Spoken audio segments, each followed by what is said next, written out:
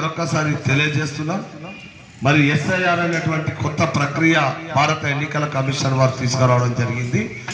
దీని యొక్క ముఖ్య ఉద్దేశం ఏమిటంటే, కొంతమందికి రెండు ఓట్లు కలిగి ఉన్నారు, కొంతమంది చనిపోయిన వాళ్ళ ఓట్లు కూడా అట్లాగే ఉంటున్నాయి. తర్వాత కొంతమందికి పట్టణాలలో ఓట్లు ఉంటున్నాయి, పల్లెలలో ఓట్లు ఉంటున్నాయి. అట్లా కాకుండా భారతదేశ పౌరుడిగా ఒక పౌరునికి ఒకటే ఓటు అనేటువంటి నిర్ణయంతో ఈ ప్రక్రియ తీసుకోవడం జరిగింది. దాంతో పాటుగా ఇతర రాష్ట్రాల నుండి మన రాష్ట్రాలకు బతుకు వచ్చినటువంటి వాళ్ళు కూడా వాళ్ళ రాష్ట్రంలో ఓటు కలిగి ఉంటున్నారు, ఈ రాష్ట్రంలో కలిగి ఉంటున్నారు. ఏ రాష్ట్రంలో ఉన్నా కూడా వాళ్ళు భారత పౌరులు కనుక వాళ్ళు ఓటు ఇక్కడ ఉంచుకునే ఇక్కడనే వాళ్ళకి సంబంధించిన వివరాలు ఇవ్వాలి. లేదు అక్కడ ఉంచుకోవాలనుకుంటే అక్కడ వివరాలు ఇవ్వాలి. ఇక్కడ అక్కడ అనేది ఇక్కడ నుండి నడవదు. ఇక్కడ ఇచ్చిండా ఇక్కడనే ఉంటుంది ఓటు, అక్కడ ఇచ్చి అక్కడనే ఉంటుంది. 2 అక్కలు ఇస్తే ఒకటి పోతుంది, ఒకటి ఉంటుంది. దీన్ని మీకు పూర్తిగా అర్థమయ్యే రీతిలో చెప్పడం కొరకు రావడం జరిగింది. ఇందులో బ్రహ్మ పదార్థం ఏం లేదు.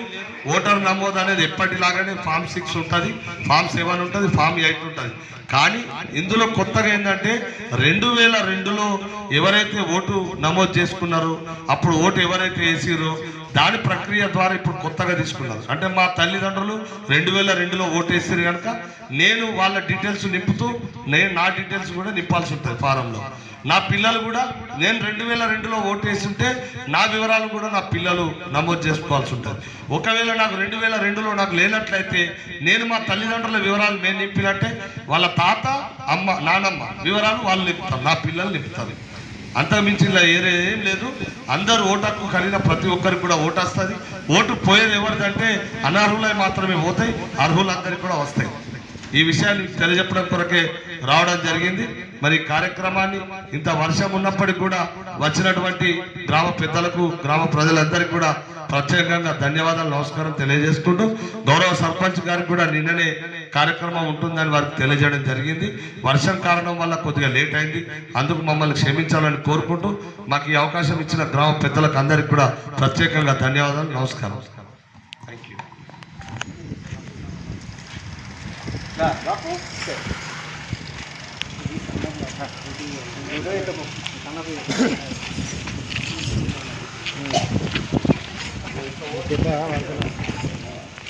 రితికని వీళ్ళ ఛానల్ని సబ్స్క్రైబ్ చేసుకోండి, లైక్ చేయండి, షేర్ చేయండి, కామెంట్ చేయండి. Thank you.